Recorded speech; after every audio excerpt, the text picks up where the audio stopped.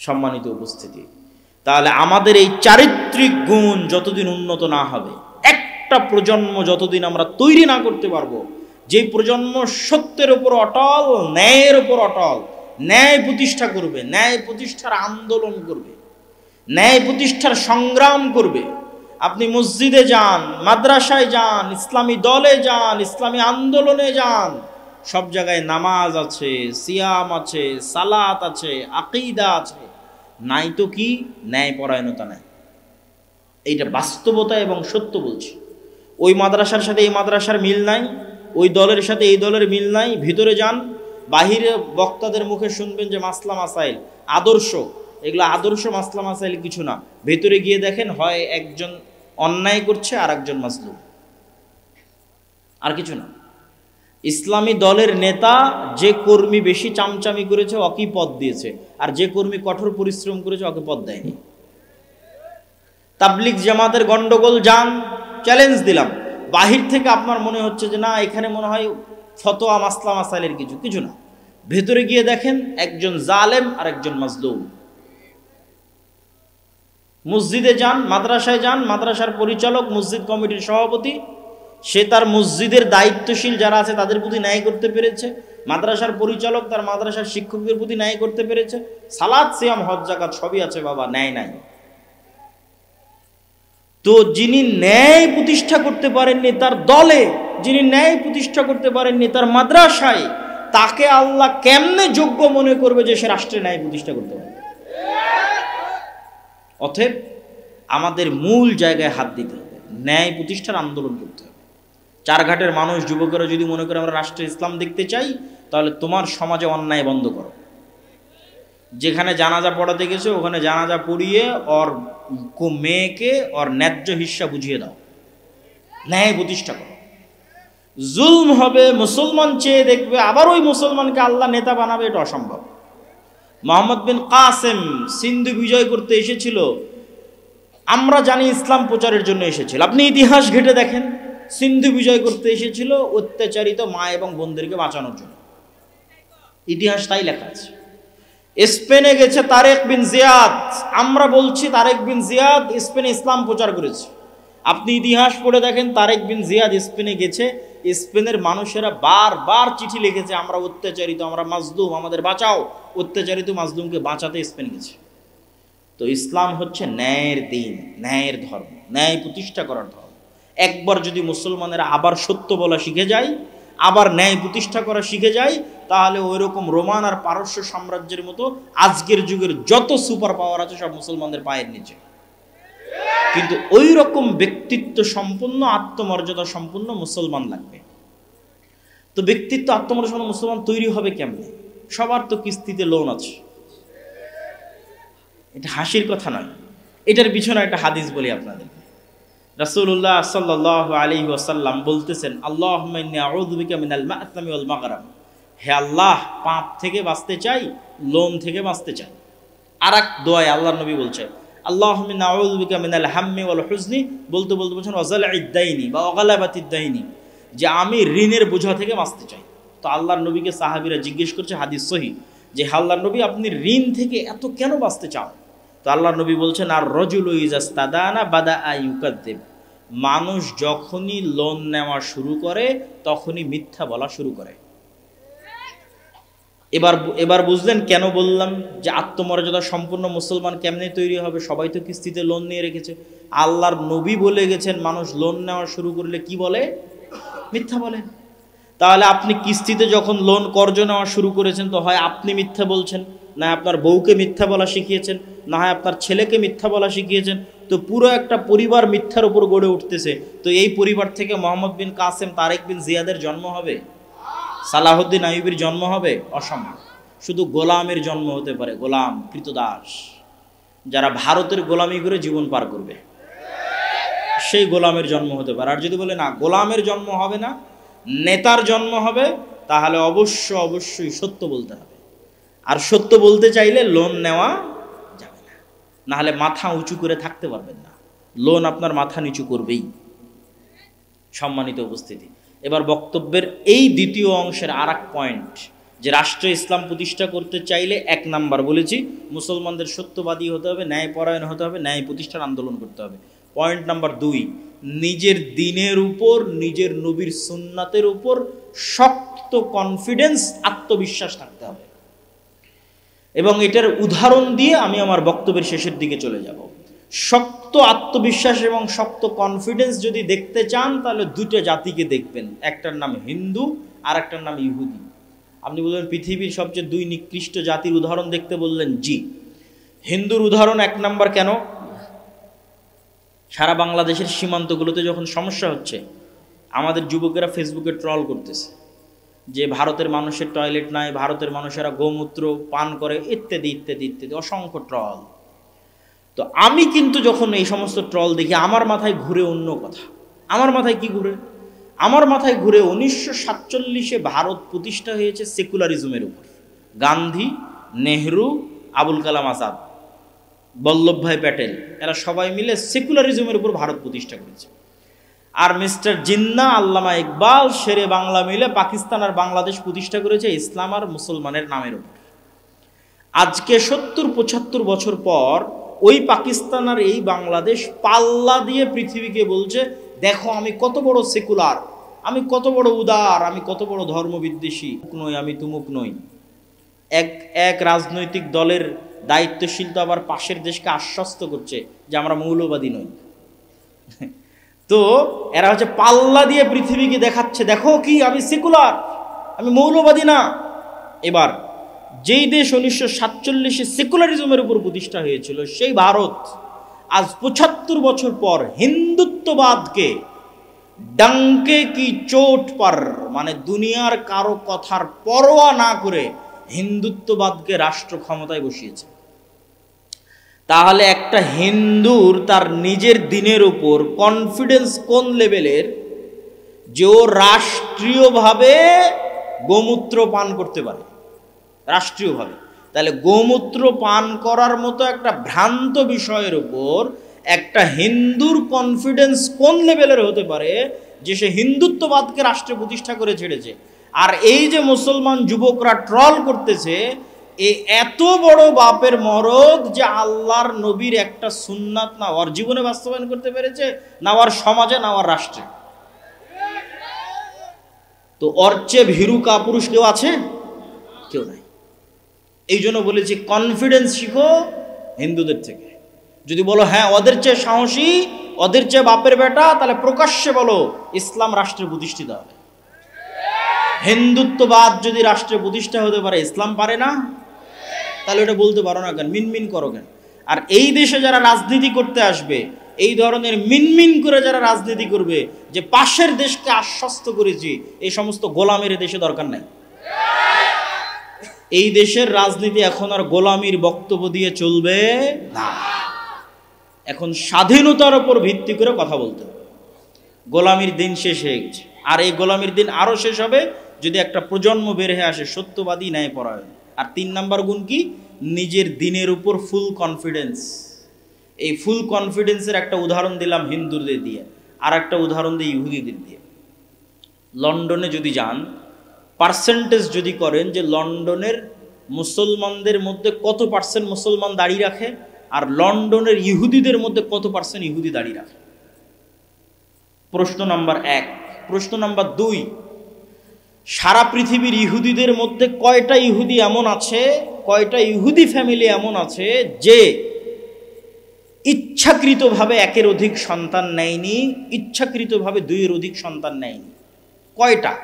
একটাও যদি কেউ খুঁজে বের করতে পারে তাও যেন পেশ করে যে একটা ইহুদি পরিবার খুঁজে পেয়েছি যে ইহুদি পরিবার ইচ্ছাকৃত 1-এর অধিক সন্তান নেয়নি। পয়েন্ট নাম্বার 3, একটা ইহুদি পরিবার বা একজন ইহুদি ব্যক্তি বা একটা ইহুদি সমাজের একটা অংশ খুঁজে বের করে নিয়ে আসতে হবে যারা পারস্পরিক সুদের লেনদেন করে। হ্যাঁ, সারা পৃথিবীতে সকল সুদি কারবারের গডফাদার ওরাই, কিন্তু ওরা নিজেরা সুদি লেনদেন করে না। এক ভয়ঙ্কর আজীব জাতি। কি পরিমাণ কট্টর তাদের দিনের উপর! প্রত্যেকটা ইহুদি রেস্টুরেন্টে একজন করে ইহুদি রাবাই, ইহুদি হুজুর। আপনাদের পিয়াজির দোকানেও একজন হুজুর বেতনভুক্ত আছে, খালি দেখবে পিএইচডিটা হালালভাবে বানানো হচ্ছে কিনা। প্রত্যেকটা ইহুদি রেস্টুরেন্টে আছে, আরও অসংখ্য উদাহরণ আছে, সেগুলো দিলাম না। তো শুধু এই 3টা প্রশ্নের উত্তর যদি আর এক মুসলমানের সাথে কম্প্রোমাইজ করেন, যে সারা পৃথিবীতে কয়টা মুসলমান, কত পার্সেন্ট মুসলমান সুদি লেনদেনের সাথে জড়িত, কত পার্সেন্ট ইহুদি সুদি লেনদেনের সাথে জড়িত, এরকম যে 3টা প্রশ্ন করলাম, দাড়ির প্রশ্ন করলাম, খালি এই 3টা প্রশ্নের উত্তর খুঁজে নিয়ে আসবেন, দেখবেন কে নিজের দিনের উপর বেশি কট্টর আর কে নিজের দিনের উপর।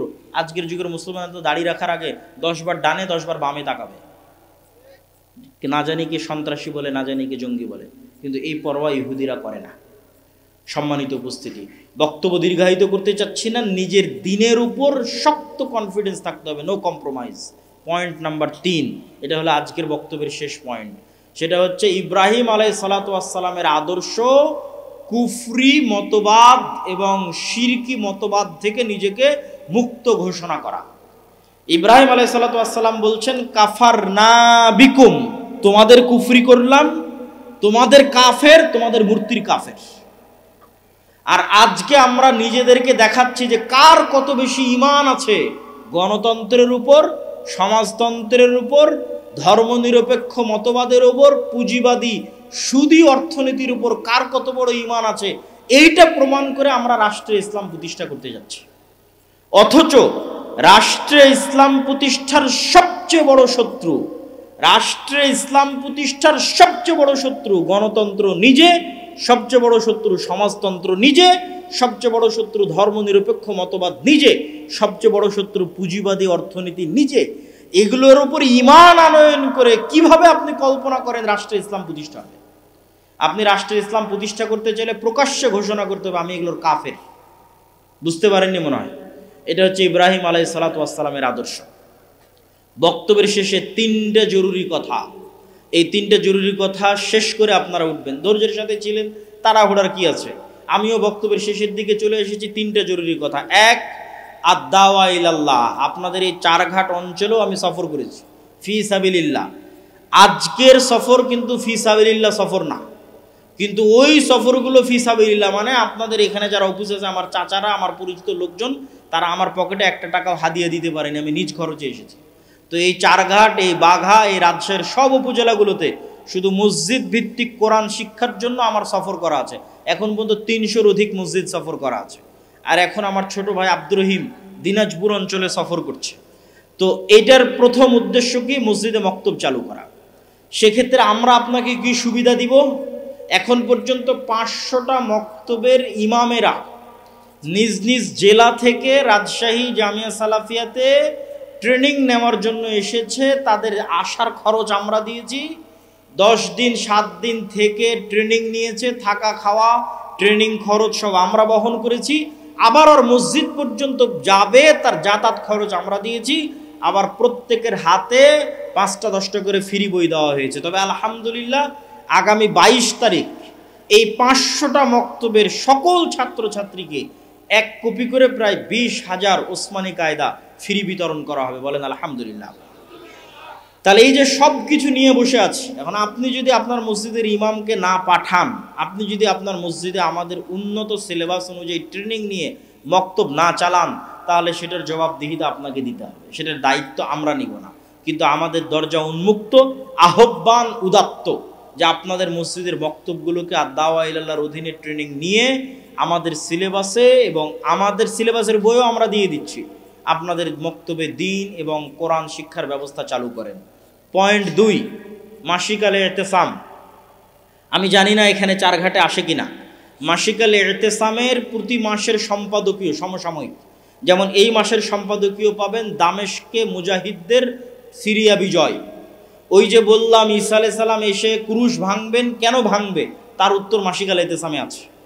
আর দেশ বিদেশের আলেম ওলামারা ফতোয়া বোর্ডে বসে, ভারতের আলেমরা, সৌদি আরবের আলেমরা, তারা ফতোয়া বোর্ডে বসে, তাদের ফতোয়া বোর্ডের ভিত্তিতে ফতোয়া নির্ধারিত হয়। নাম্বার 3, আগামী 13-14 ফেব্রুয়ারি আল জামিয়া সালাফিয়া রূপগঞ্জ নারায়ণগঞ্জ, এদেশের আহলে হাদিস এবং সালাফিদের সবচেয়ে বড় সম্পত্তি, প্রায় 100 বিঘা জমি, প্রায় এদেশের সালাফি এবং আহলুল হাদিসদের সবচেয়ে বড় সম্পদ। এটা অন্তত আপনাদের দোয়া করার জন্য দেখতে যাওয়া উচিত। বলেন ইনশাআল্লাহ। যেন ওইটা আল্লাহ সুবহানাহু ওয়া তাআলা মারকাজুল ইলম হিসেবে কবুল করে।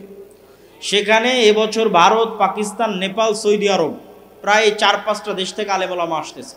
পাকিস্তানের আহলে হাদিসদের প্রাণ পুরুষ আল্লামা ইহসান ইলাহি জহির রাহিমাহুল্লাহর সন্তান আল্লামা ইবতিসাম ইলাহি জহির হাফিজাহুল্লাহ, তিনিও ওই সালাফি কনফারেন্সে উপস্থিত থাকবেন এবং বক্তব্য দিবেন ইনশাআল্লাহ। তো তাকে যেন আমরা খুব ভালোভাবে স্বাগতম জানাতে পারি, এটির জন্য আপনাদের কাছে চারঘাটবাসীর কাছে উদাত্ত আহ্বান থাকবে। আপনারা সাধ্য অনুযায়ী আগামী 13-14 ফেব্রুয়ারি আল জামিয়া সালাফিয়া রূপগঞ্জ নারায়ণগঞ্জের সালাফি কনফারেন্সে উপস্থিত হওয়ার চেষ্টা করবেন। মাসিক আল ইতিসাম নেবেন, আদ-দাওয়া ইলাল্লাহর সাথে থেকে মসজিদ ভিত্তিক দিন শিক্ষা পরিচালিত করবেন। এই দাবি এবং দাওয়া রেখে আজকের মাদ্রাসা আল মারকাজুল কোরআন ওয়াস সুন্নাহ একাডেমি এবং তার দায়িত্বশীলদের জন্য দোয়া করে, এই প্রোগ্রামের আয়োজকদের জন্য দোয়া করে প্রশ্ন উত্তরে চলে যাচ্ছে। শায়েখ নতুন মাদ্রাসায় দানের বিষয়ে কিছু বলবেন। অবশ্যই আপনাদেরকে আজকে যে আয়াতগুলো বলছিলাম তার মধ্যে একটা আয়াত আপনারা পেয়েছেন যে হে আল্লাহ, আর যদি একটু সময় পেতাম তো কিছু টাকা দান করতাম। তো যতক্ষণ হায়াত আছে তার মধ্যেই দান করেন। এক বক্তা অন্য বক্তার সমালোচনা করে, এগুলো ঠিক নয়। বর্তমান যুবক সমাজ বিভিন্ন অপরাধে লিপ্ত, এই সম্পর্কে আপনার নসিহত কি? বিবাহের সাধ্য থাকলে বিবাহ করে নিবে, আর বিবাহের সাধ্য না থাকলে সিয়াম পালন করবে। আমার রুমের ভেতর বাথরুম, আমি এখানে অজু করি, আমার অজু হবে কি? যদি টয়লেট তথা পেশাব পায়খানার জায়গা আজকের যুগের আধুনিক বাথরুমে যেমন আলাদা থাকে, ওরকম আলাদা থাকলে গোসলের জায়গায় অজু করতে সমস্যা নাই। নখ বড় থাকলে অজু হবে কি না? নখ বড় রাখা নবীদের সুন্নাত বিরোধী, নবীরা নখ কাটতেন। অজু হবে কিনা, সালাত হবে কিনা, এগুলো প্রশ্ন নয়। সালাত অজু হয়ে যেতে পারে, কিন্তু এটা রাখা সুন্নাত বিরোধী, মুসলিমের পরিচয় নয়। যে ব্যক্তি নামাজ পড়ে না তার হাতে জবাই করা পশু হালাল হবে কি?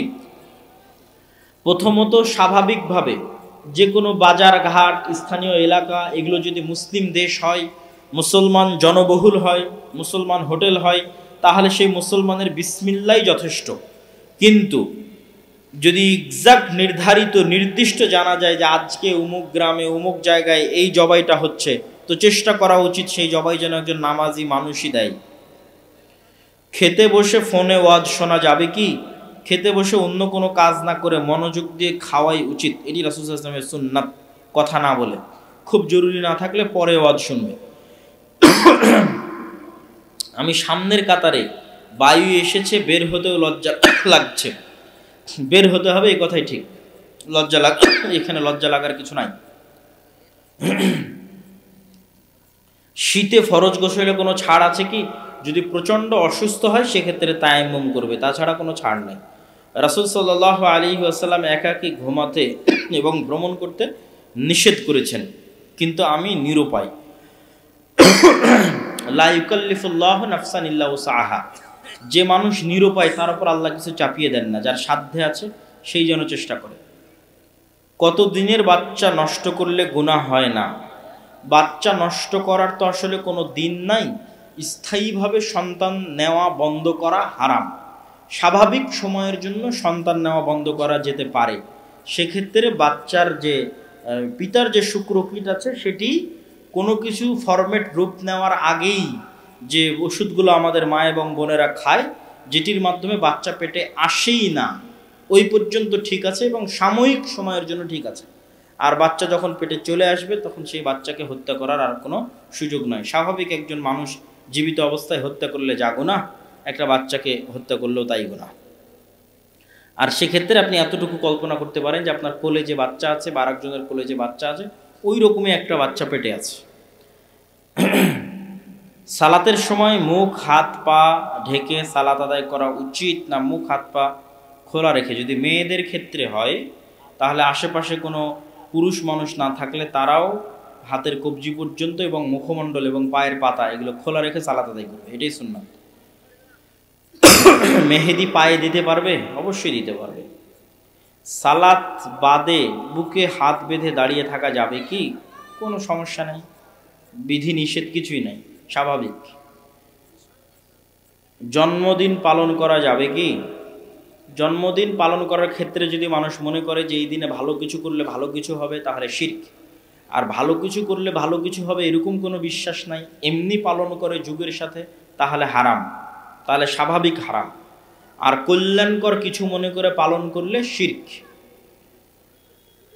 আল্লাহ বলছে উলঙ্গ হয়ে গোসল করা যাবে কিনা, আল্লাহ বলছেন মানুষ যেন আমাকে বেশি লজ্জা পায়, সেক্ষেত্রে না করাই উচিত। স্বাভাবিক বাধ্যবাধকতার পরিস্থিতি যদি হয়, কোনো সমস্যা যদি থাকে, তাতে গুনাহ নয়, কিন্তু উচিত পোশাক গায়ে রেখে গোসল করা।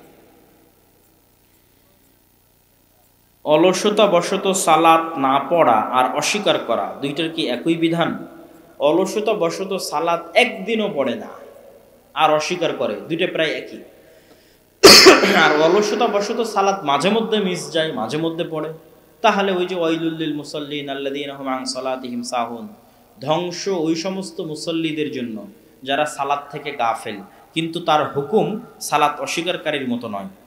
সে সালাত আদায়কারী, কিন্তু তারও ধ্বংস আছে, কেন সে সালাত থেকে গাফেল। কি প্রশ্ন করেছে আহলে হাদিসরা, আবার এগুলো প্রশ্ন করেনি। একজন দেওবন্দি অনুসারী স্কুল শিক্ষকের প্রশ্ন, মহিলারা কি প্রজেক্টরের মাধ্যমে বক্তব্য রাখতে পারবে? মহিলারা দাওয়াতি কাজের উদ্দেশ্যে এক অঞ্চল থেকে আর এক অঞ্চলে সফর করতে পারবে না। আর মহিলাদের দাওয়াত বা প্রচার কাজে অংশগ্রহণ করা জরুরি নয়। যখন এরকম ছেলে নাই, দাওয়াত দিবে, দাওয়াতি কাজ করবে, সেই সমস্ত পরিস্থিতি হলে সেটা ভিন্ন কথা। অথবা এরকম কোনো স্পেশাল মেয়ে যার কাছে স্পেশাল নলেজ আছে, জ্ঞান আছে, তো মানুষ তার কাছে যাবে জ্ঞান নেওয়ার জন্য। বাসায় দাওয়াতি কাজ করতে পারে, মেয়েরা নিজ নিজ বাসায় আশেপাশের পাড়া প্রতিবেশীর মতো দাওয়াতি কাজ করতে পারে। দাড়ি রাখা কি ফরজ? দাড়ি রাখা, মুসলমানি করা, এগুলোর সম্পর্ক ফরজের সাথে না। এগুলোর সম্পর্ক হচ্ছে মুসলমানের চিহ্ন। আপনি একজনকে বলতে বলেন যে মুসলমানি করা ফরজ, সে দলিল আদিল্লা কোরআন হাদিস থেকে পেশ করুক, কথা ওইটা না। কথা কি? মুসলমানি করা মুসলমান হওয়ার চিহ্ন। তো দাড়ি রাখা কি মুসলমান হওয়ার চিহ্ন? যে দাড়ি নাই সে মুসলমানদের কাতারে পড়ে না, মানুষ দেখলে মনে করবে না সে মুসলমান না, সে হয়তো কাফের, মুশরিক, মুনাফিক, ইহুদি, চাড়াল, হিন্দু। আর যদি দাড়ি থাকে তাহলে এটা একটা আলামত যে না এই লোকটা মুসলমান হতে পারে। ইসলামী জালসায় মহিলারা পর্দার আড়াল থেকে প্রজেক্টর দেখতে পারবে। আমি শপিং ব্যাগের প্রিন্টের কাজ করি, অনেক সময় অনেক শপিং ব্যাগে ঈশ্বর সর্বশক্তিমান এই কথা লিখতে বলে। এইটা একটি ধর্মবিরোধী কথা। আপনি লিখতে বলবেন আল্লাহ সর্বশক্তিমান, তাহলে করা যাবে ইনশাআল্লাহ।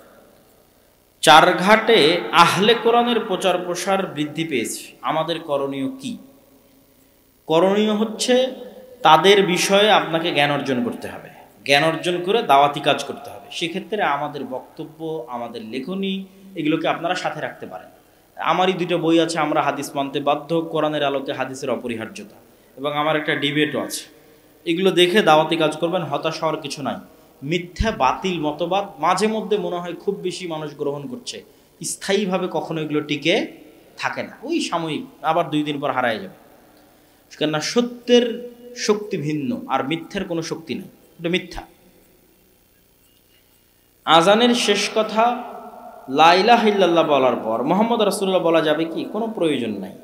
আজান শেষ হয়ে গেছে, আজান শেষের দোয়া পড়বে। রাসূল সাল্লাল্লাহু আলাইহি ওয়াসাল্লামের মেরাজ সশরীরে ছিল না স্বপ্নে ছিল? অবশ্যই সশরীরে। যদি স্বপ্নে হতো তাহলে মক্কার কাফেরদের মধ্যে কি আর অত কানাঘুষা, অত গন্ডগোল, অত মারামারি হতো নাকি? যদি স্বপ্নে হতো তো সবাই মেনে নিত, হ্যাঁ আমিও তো স্বপ্নে আমেরিকা থেকে ঘুরে এসেছি, সমস্যা কি? আবু বকর সিদ্দিককে মানুষ যে বলছে জানো মোহাম্মদ কি বলছে, তো কি বলছে? মোহাম্মদ এই ঘুরে এসেছে। তো আবু বকর সিদ্দিক বলছে যে মোহাম্মদ যদি বলে থাকে তাহলে তিনি সত্য বলেছেন, বলেন সাল্লাল্লাহু আলাইহি ওয়াসাল্লাম। আর এই কারণেই তো আবু বকরকে বলা হলো সিদ্দিক। তো যদি স্বপ্নেই হয় তো সিদ্দিক কিসের হলো? শায়েখ বর্তমান যুবক সমাজের জন্য কি নাসিহা? আজকের সব পুরো বক্তব্য তো যুবক সমাজের জন্য। সময়ের মূল্য থেকে শুরু করে, সত্যবাদী ন্যায়পরায়ণ হওয়া থেকে শুরু করে, নিজের দিনের উপর কনফিডেন্স রাখা থেকে শুরু করে, অন্যায়ের বিরুদ্ধে যুদ্ধ করা থেকে শুরু করে, সবই যুবকদের জন্য। শায়েখ আমি শয়তানের ধোকায় পড়ে সালাত ছেড়ে দিই, আবার কিছুদিন পর সালাত ধরি। শয়তানের ধোকা থেকে বাঁচার উপায়? সৎ বন্ধু, আল্লাহওয়ালা নামাজি সালাত আদায়কারী বন্ধু খুঁজে নাও যে তোমাকে 5 ওয়াক্ত সালাতে দাওয়াত দেবে। শায়েখ আমার গ্রামের মানুষ ছাগলের জন্য মানুষের গাছে না বলে পাতা ঘাস কাটি, তুমি যদি বুঝো যে ওই মানুষ জানতে পারলে খারাপ মনে করবে, তাহলে কাটা যাবে না। বিবাহের দেনমোহর যদি টাকা না বেঁধে ওমরা হজ করাই, তাহলে কি সেটা সহি হবে? দেনমোহর যদি এভাবেই ঠিক করে থাকেন যে তোমাকে হজ ওমরা করাবো, তাহলে ঠিক আছে। আর যদি ওইটা ঠিক না করে থাকেন, পরবর্তীতে বলছেন, তাহলে তো হবে না। বাবা মাকে না জানিয়ে যদি আমি বিবাহ করে থাকি, তাহলে কি এটি জায়েজ হবে? যদি তুমি ছেলে হও আর মেয়ের বাবা মা জানে, মানে মেয়ের বাবার উপস্থিতিতে বা তার সম্মতিতে বিয়ে হয়েছে, তাহলে শরীয়তের দৃষ্টিতে বিয়ে শতভাগ বৈধ, কোনো সমস্যা নাই। আর যদি প্রশ্নকারী মেয়ে হয়, তাহলে বিবাহ বাতিল। হুজুর আসসালামু আলাইকুম, অজু ব্যতীত কোরআন, এটি উত্তম যে মানুষ উজু অবস্থায়, পবিত্র অবস্থায় কোরআন পড়বে। তবে বাধ্য নয়, জরুরি নয় যে সেটি ছাড়া মানুষ কোরআন পড়তেই পারবে না, বরং সব সময় মানুষ কোরআন পড়তে পারবে। ফরজ নামাজের পর হাত তুলে মোনাজাত, এগুলো তো তোমরা জানো, কতদিন শুনেছ। সিজদা দেওয়ার সময় নামাজের নিয়ম পুরুষ মহিলা, এগুলো অ্যান্সার সবাই জানে। আল্লাহর নবী সবার জন্য নবী, পুরুষের জন্য, মহিলা